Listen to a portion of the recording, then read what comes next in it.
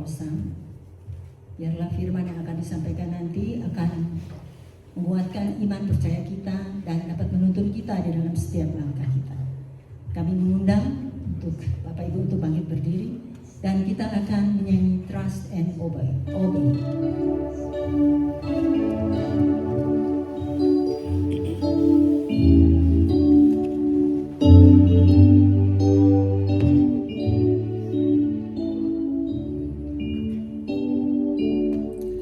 Siapa yang berpegang pada sabda Tuhan dan setia melakukannya, hidupnya mulia dalam cahaya baka, bersekutu dengan Tuhannya. Percayalah dan pegang sabdanya, hidupmu dalam Yesus sungguh bahagia.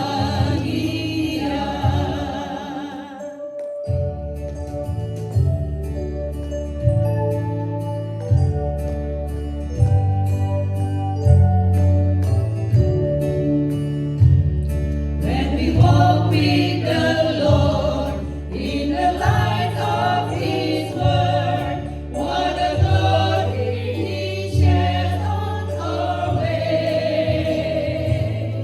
While we do His good will, He abides with us still, and with Lord who will trust and obey.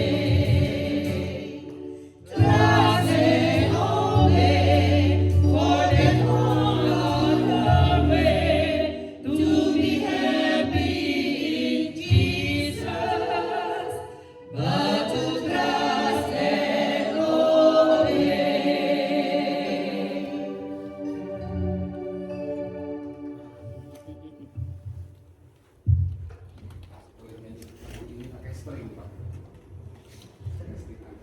Mau ulang lagi?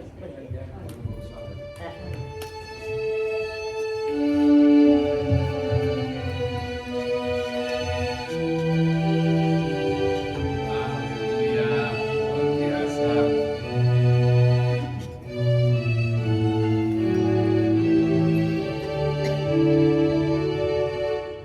Siapa yang berpegang pada sabda Tuhan dan setia melakukannya,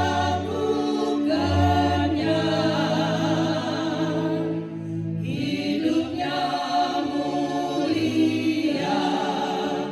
dalam cahaya baka, bersekutu dengan Tuhannya. Percayalah dan pegang sabdanya, hidupmu dalam Yesus sungguh bahagia.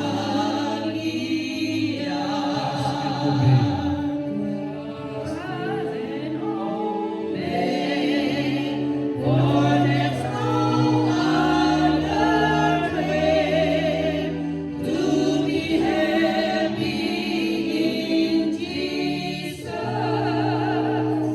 but to trust and obey. Haleluya. Powerful message. Trust and obey. Let the rhema from heaven fill our heart, our mind, our soul, restore our life, restore your financial situation, restore your marriage, restore your family, restore all of our segment of lives. In the name of Jesus Christ, amin. Silakan duduk. Saya lupa ya kebiasaan pakai bahasa Inggris kalau di Belanda. Haleluya. Mungkin pakai Apple TV aja kali ya. Pakai Apple TV aja.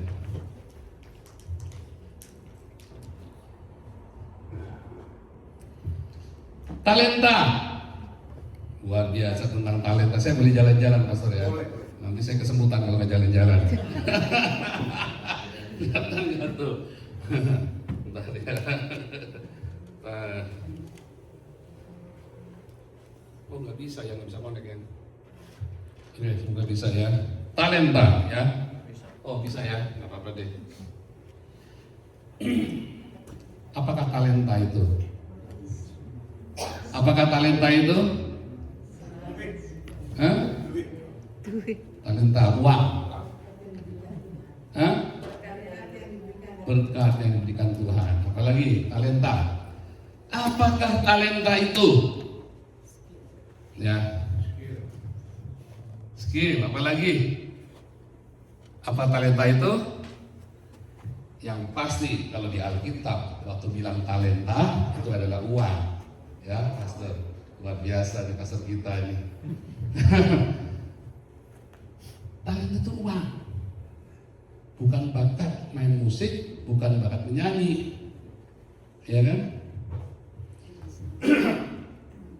Kalau Anda bilang, kita pergunakan bakat kita untuk memuliakan Tuhan.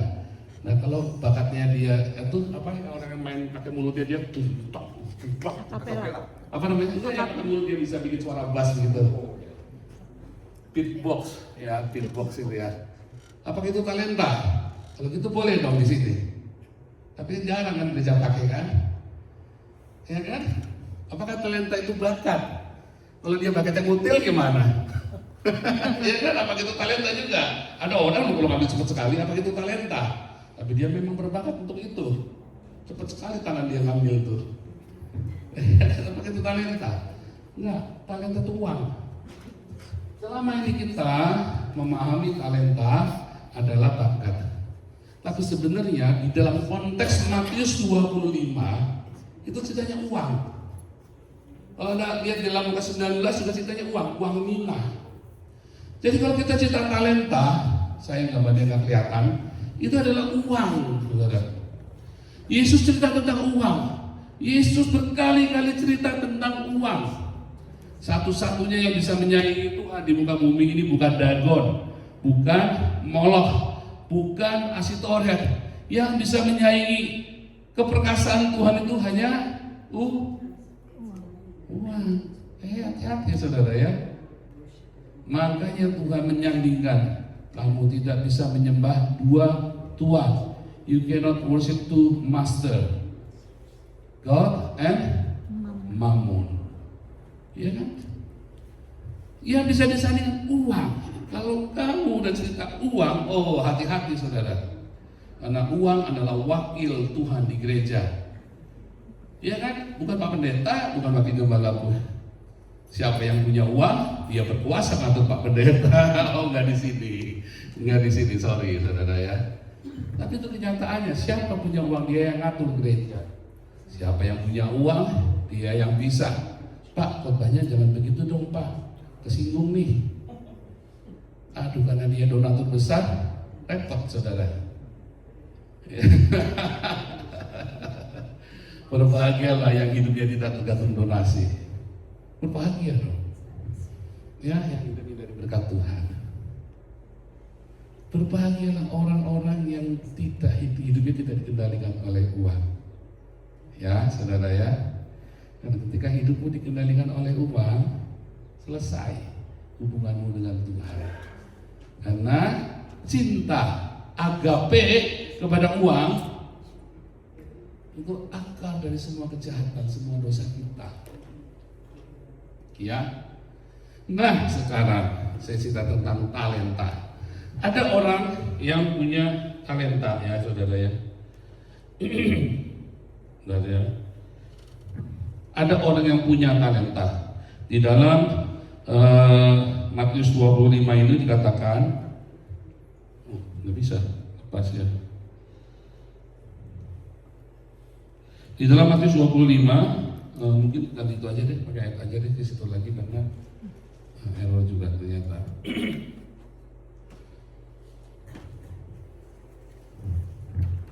Di situ ada perumpamaan tentang 5 gadis yang bijak dan 5 gadis yang bodoh, ya. Terus di perikop kedua ada perumpamaan tentang talenta, ya. Dan kemudian, saudara, yang ketiga ada penghakiman terakhir, ya, tentang Tuhan Yesus memisahkan, ya, orang-orang sebelah kiri, domba dari kambing, ya, domba-domba sebelah kanan, kambing-kambing sebelah kiri. Domba-domba itu adalah orang-orang yang rajin berdiakonia, ya. Kambing-kambing adalah orang-orang yang tidak mau berdiakonia. Nah, tapi saya mau cerita, ya, tentang talenta ini, saudara, ya. Nah, di dalam Matius 25 ayat ke 14 sampai 30 ada seorang raja yang memberikan talenta, 1 talenta, 2 talenta, 5 talenta. Ingat-ingat, itu adalah uang. Mengapa ada orang terlahir sudah kaya raya, punya uang banyak, tapi ada yang terlahir di pinggir jalan?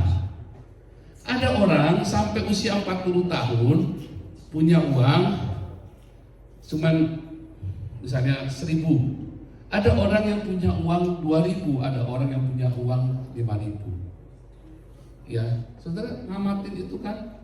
Nggak mengamati dong pasti, ya. Saya juga mengamati. Nggak mungkin saudara nggak ngamatin. Kenapa ya orang itu punya rumah mewah, punya ini, punya itu? Kenapa ya saya cuma begini? Pasti ngamatin. Financial, ya.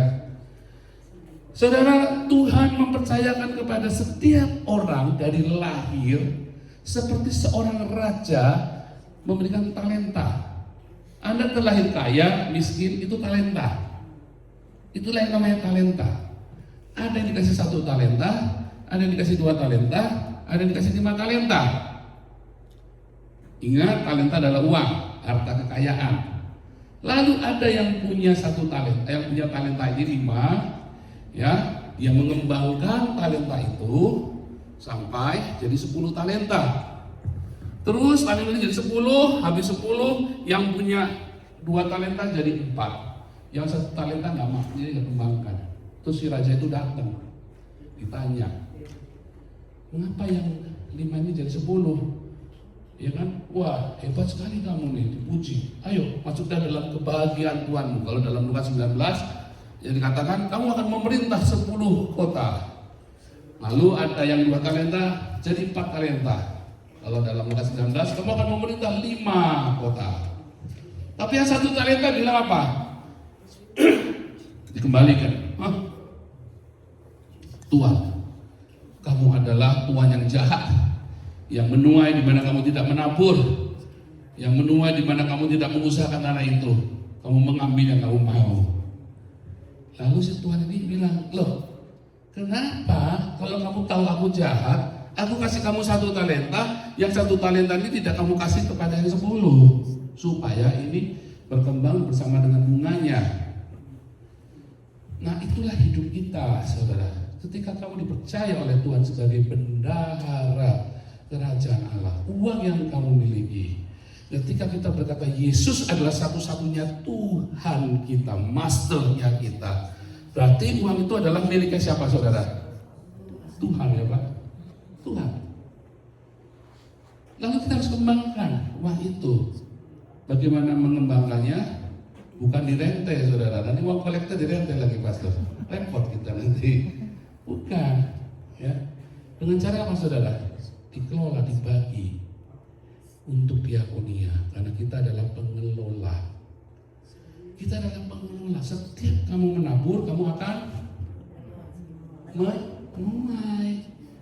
Kalau kamu nabur, kamu pasti menuai. Masalahnya naburnya di mana kamu? Kamu naburnya buat siapa? Kamu nabur di mana? Kamu nabur untuk siapa? Itu penting. Kamu punya 5 talenta, kamu mau ditabur di sembarang, aku tabur di sana, di sono-sono, yang penting aku punya. Habis. Kamu harus menabur yang tepat.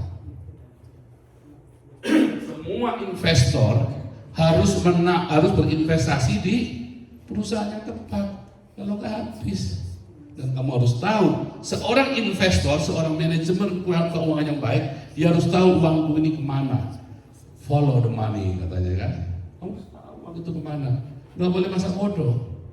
Tetapi kamu diajari sama gereja, kalau kamu sudah kasih ke gereja, kamu tutup mata. Mau si pendeta buat beli Ferrari, kayak mau berkawin lagi, kayak mau buat apa, kamu nggak boleh tahu itu urusan dia sama Tuhan. Oh salah saudara. Itu pengajaran yang salah dari gereja. Kamu harus tahu uang itu kemana. Sungguh, karena kamu adalah bendahara kerajaan Allah. Lukas 16. Ada seorang bendahara yang tidak jujur. Nanti kita sambungin ya. Sayang gambarnya udah belum? Oh belum ya? Oh nggak apa-apa. Mudah-mudahan ya. Nanti bagus kalau pakai gambar ya. Jadi kita ini adalah bendahara kerajaan Allah. Kalau kamu tahu, kamu harus tahu uang itu kemana. Gereja yang benar adalah gereja yang terbuka dengan keuangannya. Sebab ketika gereja gelap keuangannya, di mana ada kegelapan, di situ banyak setan. Ya, di mana ada kegelapan, di situ ada setan. Tapi di mana keuangan itu terang benderang, setan nggak mungkin masuk. Siapa yang kebal dengan uang? Nggak ada. Tidak ada orang kebal dengan uang. Ya kan? Bahkan Yudas tiap hari lihat Yesus bikin mujizat, goyang hatinya. Ya. Demas sudah melihat banyak mujizat dilakukan oleh Rasul Paulus. Demas agape kepada dunia ini. Goyang, nggak ada yang goyang. Makanya semua keuangan di gereja harus dibuka. Ketika kamu berinvestasi, bukan kamu pemiliknya, tapi Tuhanlah pemiliknya. Kamu harus tanggung jawab dengan investasi itu. Saudara, gereja ini, ya, gereja Agape ini, saya senang sekali. Kok chemistry-nya sama? Yaitu apa? Suka berdiakonia, suka pergi memberitakan Injil kepada orang-orang miskin, kepada homeless. Itu yang kita lakukan di Denmark dan di Indonesia. Saudara, kalau kamu menabur di sebuah gedung gereja yang mewah, ya, maka uang itu buat apa, saudara? Pasti buat maintenance dulu gereja yang mewah, ya kan? Kamu tahu bayar listriknya berapa itu gereja dengan AC yang rebel begitu? Kamu tahu gereja mewah itu karpetnya harganya berapa? Suatu ketika di Amerika ada seorang pendeta baru bikin gereja mewah, baru ganti karpet. Lalu ada bencana alam, banjir. Lalu rakyat pergi ke gereja, ditolak sama si pendeta ini. Ya, bilangnya apa? Karena gereja baru ganti karpet. Gila benerin. Lalu yang terima siapa, saudara? Masjid di sebelahnya. Kacau nggak di gereja? Kita sudah investasi loh di gereja untuk ganti karpet. Saudara, gereja tidak perlu karpet yang mahal. Perlu karpet supaya jangan terlalu dingin kalau musim dingin ya. Tapi tidak perlu karpet yang mahal sehingga kamu takut kotor itu. Ya, saking mahalnya itu karpet dan kordin, takut kotor. Kamu bau, jangan masuk. Sebab kalau kamu badanmu bau, pengemis masuk ke itu karpetnya kan bau kan lama kan. Makanya nggak boleh masuk tuh orang-orang bau. Karena rumahmu bagus, gerejamu bagus, kamu enggan menerima orang bau. Padahal Tuhan cinta dengan orang bau. Iya enggak? Teologinya Yesus apa? Roh Tuhan Allah ada padaku untuk memberitakan kabar baik, Injil kepada siapa? Orang kaya. Nggak disebut loh orang kaya. Untuk memberitakan Injil kepada orang miskin, tawanan, orang tertindas, yang telanjang, yang buta. Orang kaya nggak disebut loh. Kenapa ya? Karena orang kaya susah masuk kerajaan surga. Iya kan? Ngapain disebut lagi? Injil itu bagi orang miskin, yang tertindas, yang menderita. Ya, Injil itu bukan bagi orang kaya, saudara. Kalau Anda kaya, nggak usah, Anda mau dengar kabar baik apa lagi? Anda orang kaya kan? Makanya orang kaya susah masuk kerajaan surga. Kalau gitu jangan kaya ya.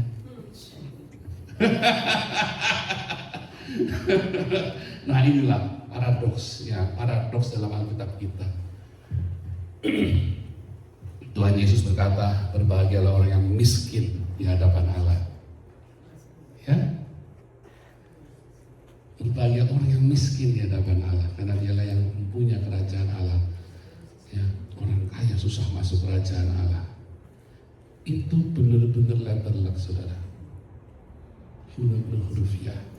Ketika Yesus berkata di dalam Yesaya dan di dalam Yesaya 61 ayat 1 dan di dalam Lukas 4 ayat 18, Roh Tuhan Allah ada padaku untuk memberitakan Injil kepada orang miskin, orang tawanan yang sengsara. Itu benar-benar, karena orang-orang miskin sengsara inilah yang punya kerajaan surga, yang gampang untuk menerima kabar baik keselamatan itu.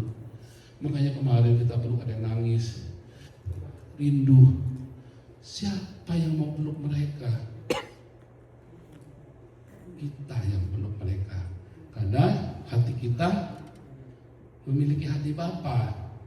Ya, kalau kamu pakai Louis Vuitton mau peluk mereka nggak, saudara? Kalau kamu pakai baju mahal kamu peluk mereka, wangi-wangi begitu kamu peluk mereka yang gila dan saudara nggak mau dipeluk. Ya nggak, saudara?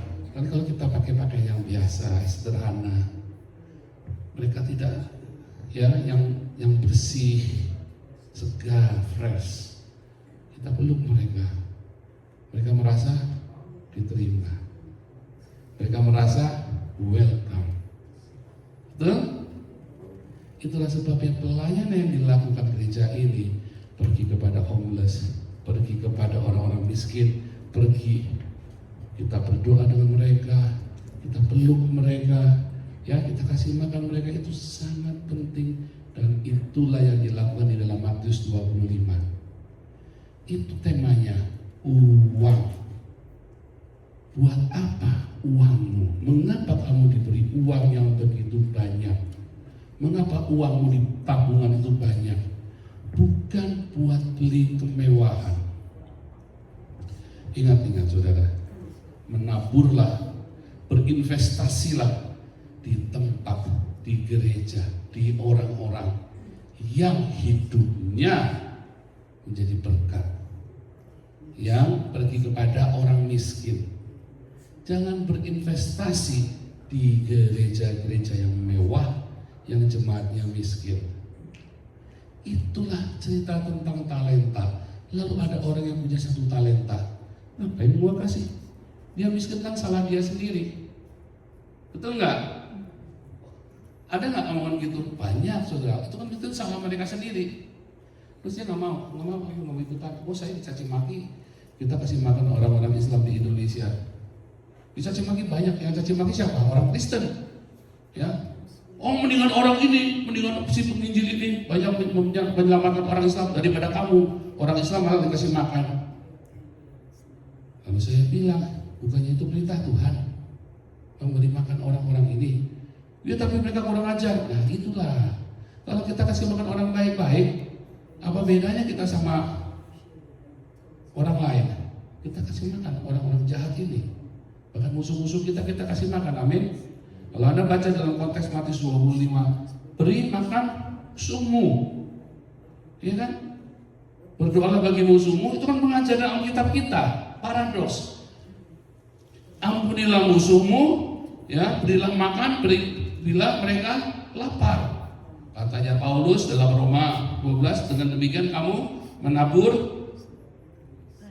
bara api di atas kepalanya. Suatu hari, saudara, saya kerja di sebuah perusahaan yang sadis, gajinya gede tapi bosnya sadis, saudara. Kalau marah itu, kalau kita lagi meeting 100 orang misalnya, udah lagi ngamuk itu, proyektor itu jadi lempar, jadi lempar ke belakang, ngamuk dia, saudara, ya. Nah, waktu itu kami meeting tim kecil. Si managing directornya tahu, dia bukan managing director saya dari divisi lain, tapi dia kenal saya, tahu saya bekas pendeta. Kan saya pendeta lalu jadi kerja sekuler kan. Nah nih, dia suka nyindir saya. Kalau kita dulu, kita boleh pendeta sambil kerja, ya. Jadi kita tidak minta uang sama jemaat, karena kita pendeta sambil kerja seperti Pastor Pastor William kan. Saya dulu juga begitu, saya bekerja, tapi disindir-sindir terus sama orang ini. Pendeta aku kerja sekuler. Sekarang saya enggak, saya full time ya. Terus coba nih pendeta, kalau saya gitu, mana ayatnya? Ya, bahwa kalau kamu harus mengampuni musuh-musuhmu dan memberi mereka makan, dengan demikian seperti menabur bara api di atas kepalanya. Tak bacain saudara dalam rumah. Terus kamu sudah lakuin belum? Saya bilang sudah dong Pak. Semuanya pada kaget, semua pada diem tegang karena ini killer ya, managing director killer. Buktinya apa kamu sudah lakuin? Buktinya kepala bapak botak. Ini orang suka jahatin saya, saudara. Saya kan bukan anak buah dia, saya anak buah bos saya sendiri, saya punya bos sendiri. Iya tiap hari sini saya gara-gara saya pendeta mau kerja sekuler. Ya, buktinya kepala bapak botak kan, berarti kan saya menabur bara api terus kepala bapak. Saudara yang itu hanya bercanda, saudara. Yang saya maksud, sekalipun orang itu menyebalkan, sekalipun itu orang Islam yang nutupin gereja kita di Indonesia, sekalipun itu adalah musuh-musuh kita, kita tetap harus kasih makan. Sekalipun itu bukan salahnya kita, tapi kalau dia lapar, kita harus kasih makan. Bukan kasih uang, tapi kasih makan. Jadi kalau ada orang kamu kasih makan, lalu kasih kamu makan, saya mau uang, jangan dikasih, nggak boleh. Karena Tuhan Yesus perintah kasih makan. Nah, untuk kasih makan itu memang butuh uang.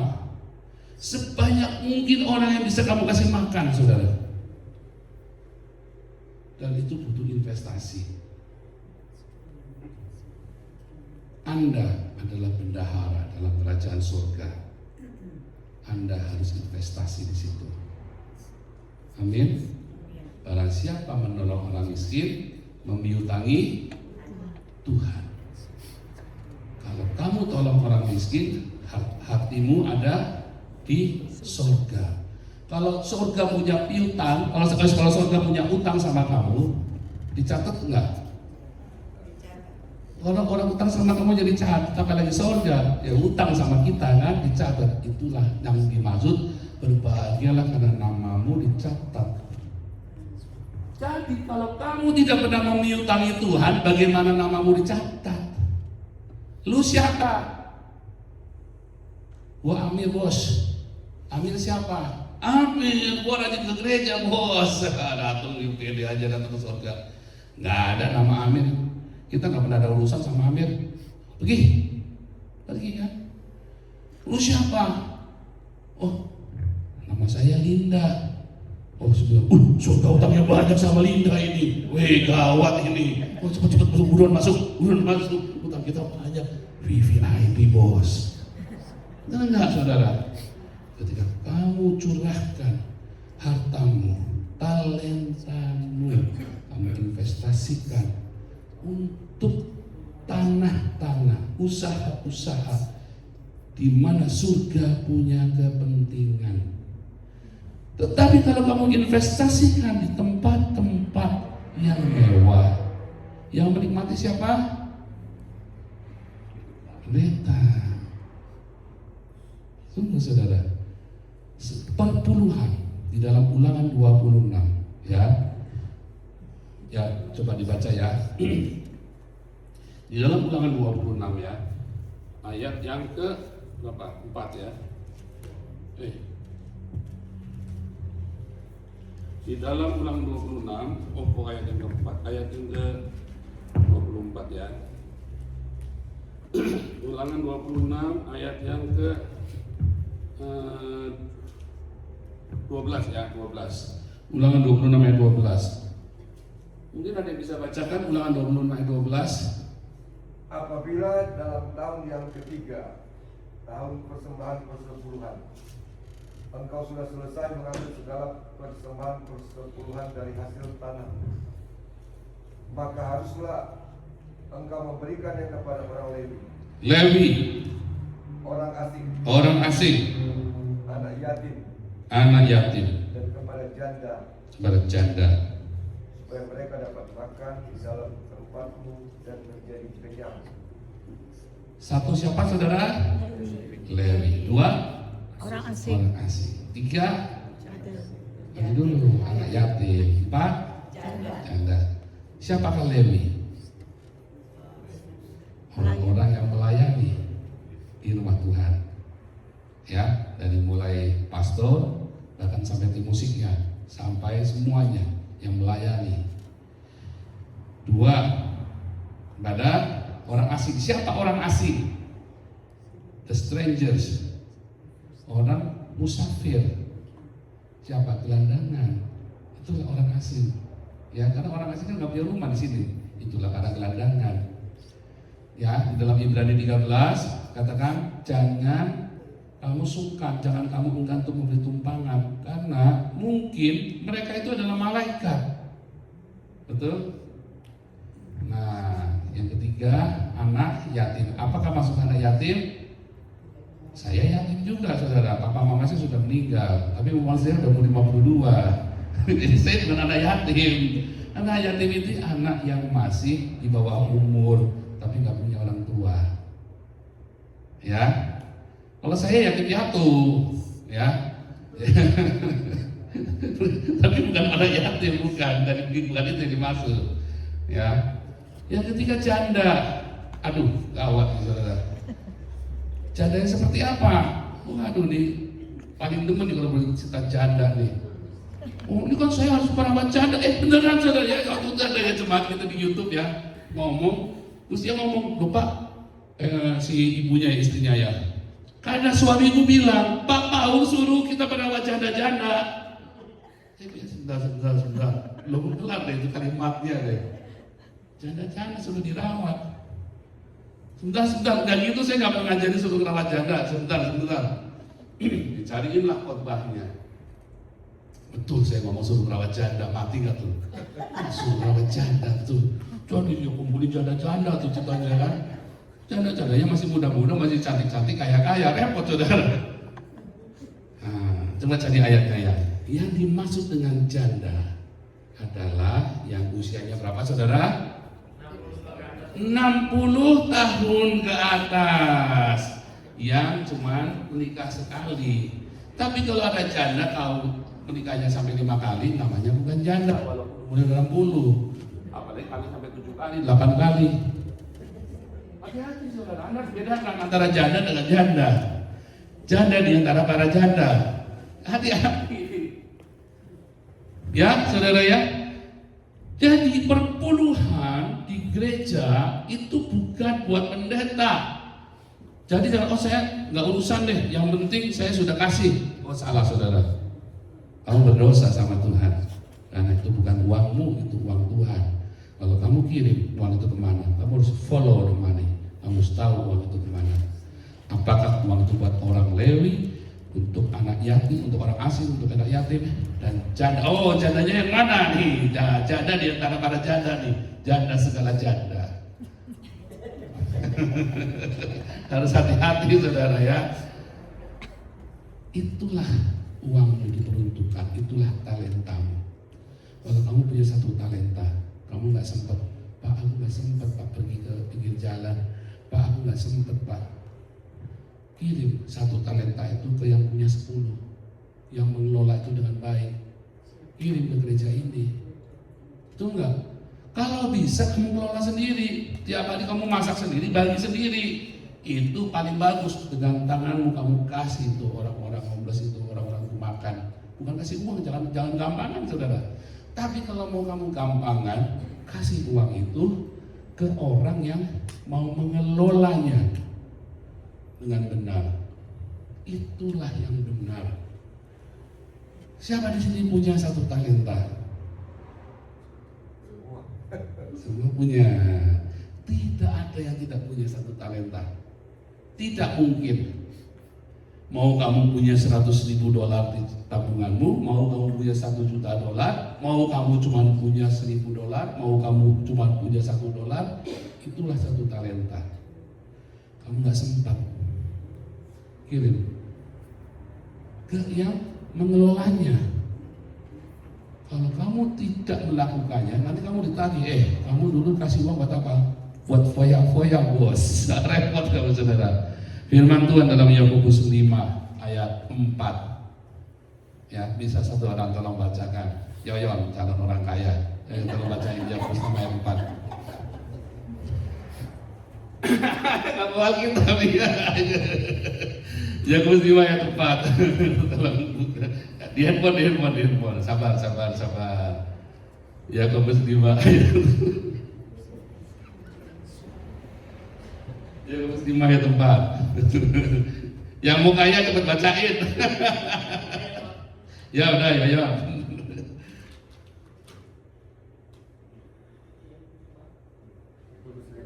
Yakobus 5 ayat 4.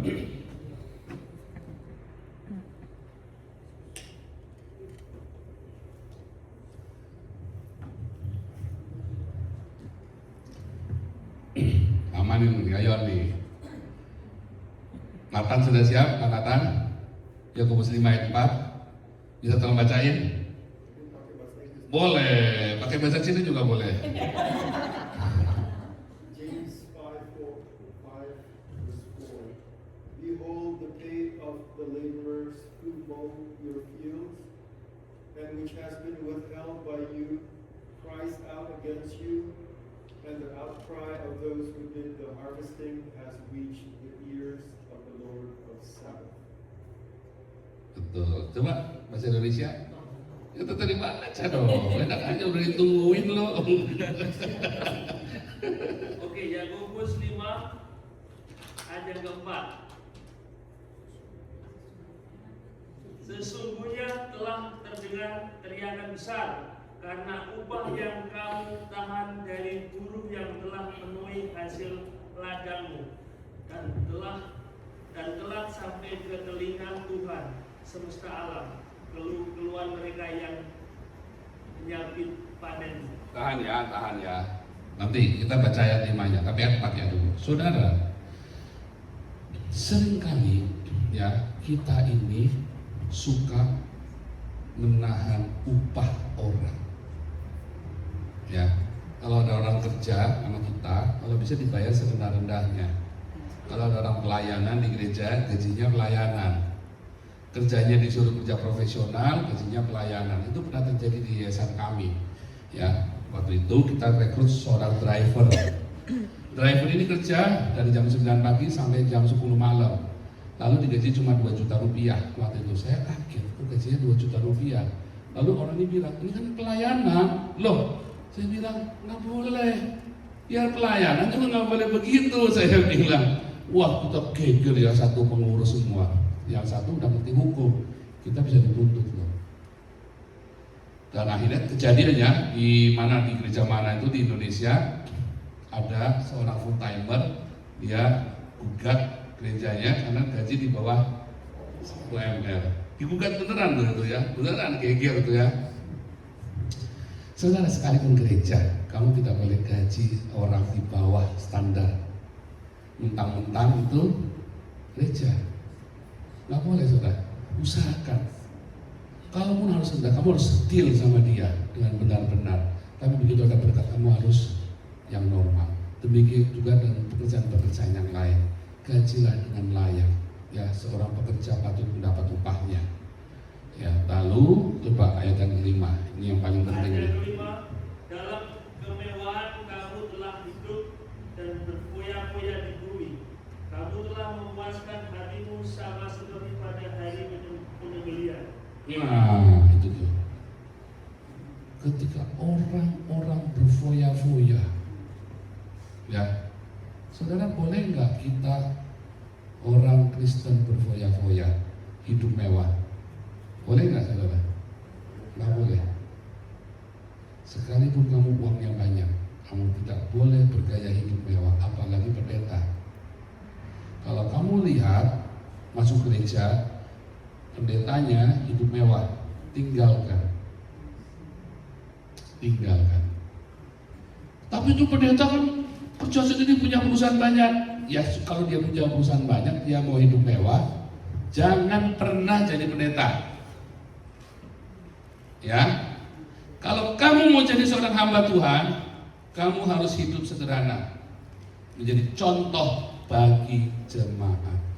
Kalau pendetanya gaya hidup yang mewah, jemaatnya melotot sudah, dia akan ngejar bagaimana caranya supaya aku punya itu. Ya, hati-hati saudara. Kalau ada gereja gembalanya hidup mewah dengan pakaian-pakaian yang mahal, tinggalkan. Sebab gereja itu adalah ruang tunggu neraka, ruang tunggu penyembelihan. Ya, serius. Kamu kelihatannya hingar-bingar di situ, diraba-raba ceplak.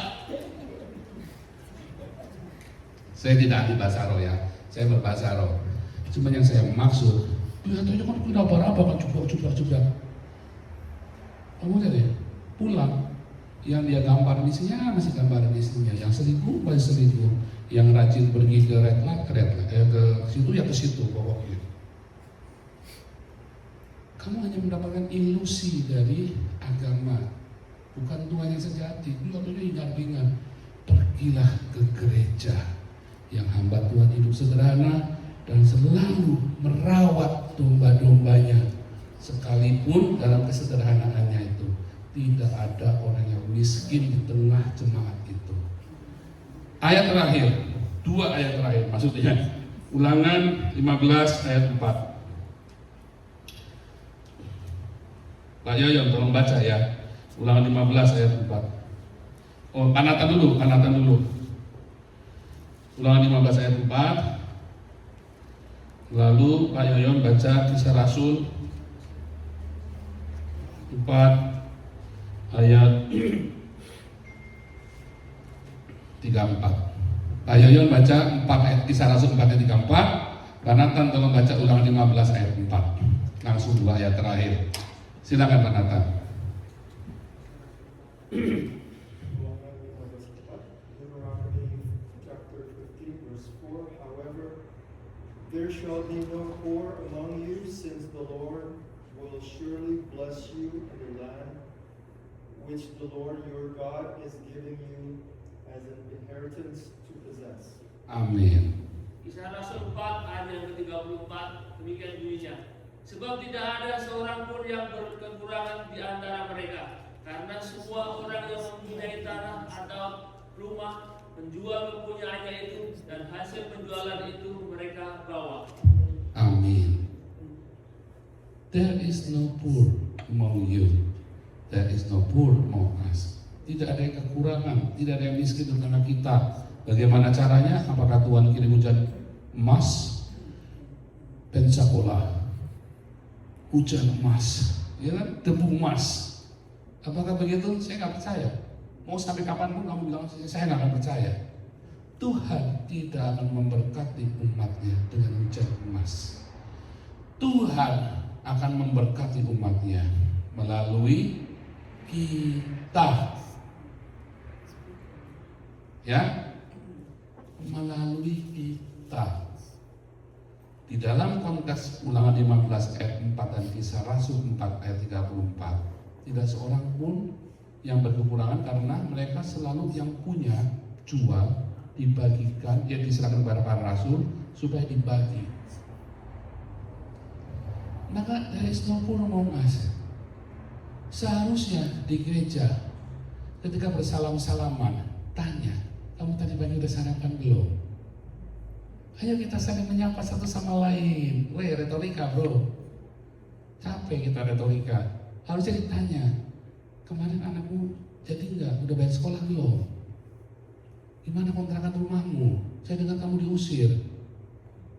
Betul? Harusnya di gereja kalian saling menyapa dengan begitu. Gimana? Udah beres belum? Aduh, belum beres. Lapor sama bendahara gereja. Wih, keren. Nggak usah begitu. Lalu laporlah sama bendahara gereja. Siapa bendahara gereja? Siapa bendahara gereja? Udah Pak Edi dilaporin. Pak Edi. Gimana? Saya disuruh laporan sama bendahara gereja. Pak Edinya bingung. Kasih kosong. Karena Anda tidak berinvestasi. Halo? Siapa mau investasi? Loh, gak ada yang mau. Kawat.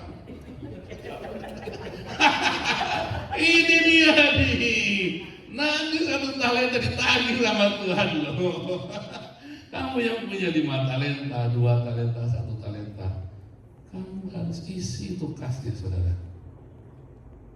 Selama kasnya itu bukan buat beli Ferrari. Beneran.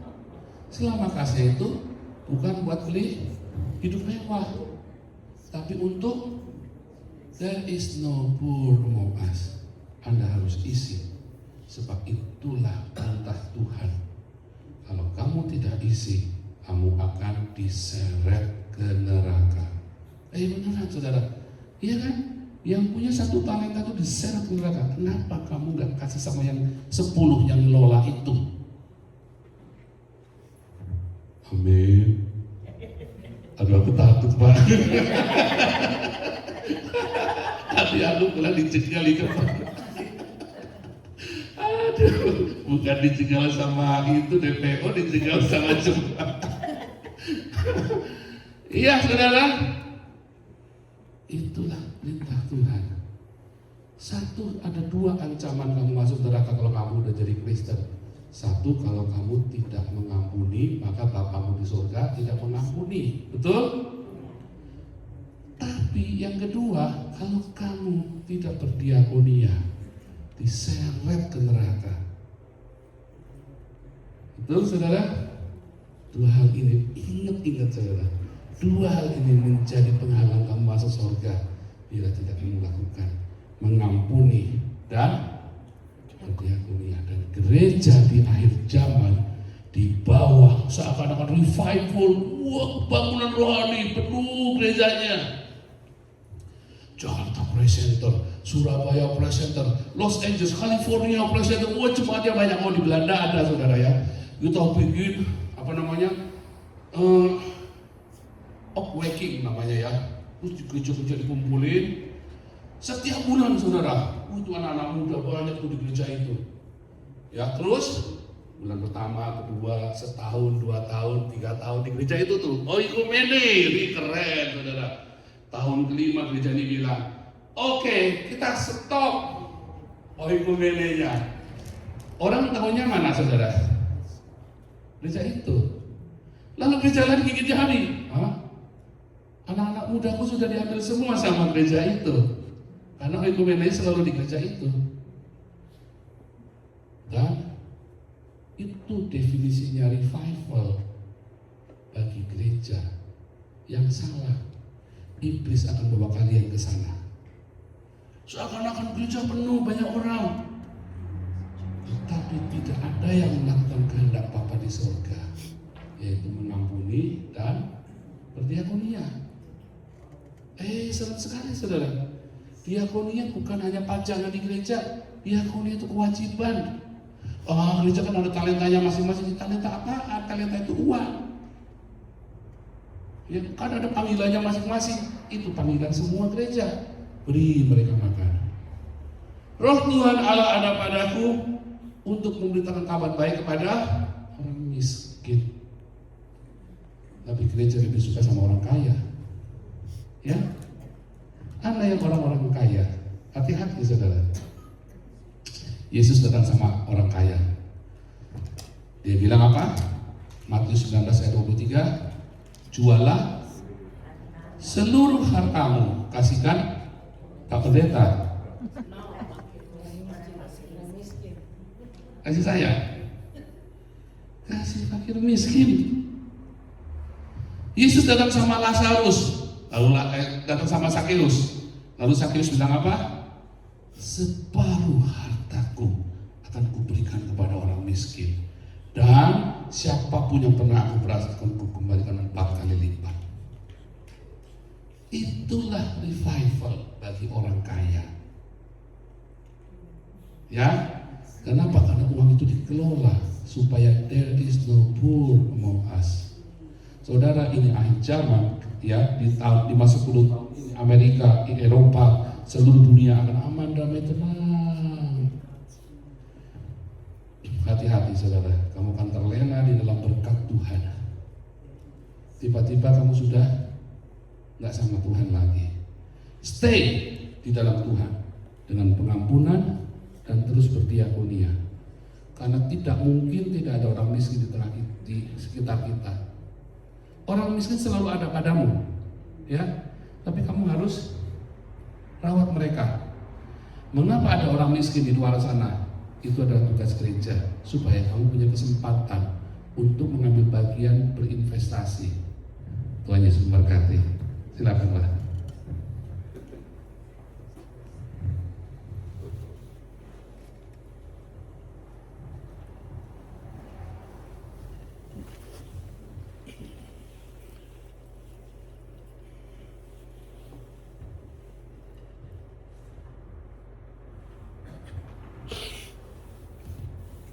Terima kasih Pak Seng untuk firman Tuhan yang telah disampaikan. Sekarang kita akan mengembalikan sebagian dari berkat-berkat yang kita terima dari Tuhan. Mari kita berdoa bersama-sama. Bapa yang Maha Pengasih, kami bersyukur karena kehidupan yang Tuhan berikan kepada kami tiap-tiap hari. Bahkan juga kesehatan yang Tuhan berikan kepada kami. Saat ini kami hanya akan mengembalikan sebagian kecil dari berkat-berkat yang Tuhan limpahkan dalam kehidupan kami. Kiranya Tuhan mau menerimanya, memberkatinya, agar supaya kami, pekerjaan Tuhan, boleh dikembangkan terus untuk kemuliaan kerajaan surga. Dalam nama Tuhan kami, Yesus Kristus, kami naikkan doa ini dan mengucap syukur. Amin.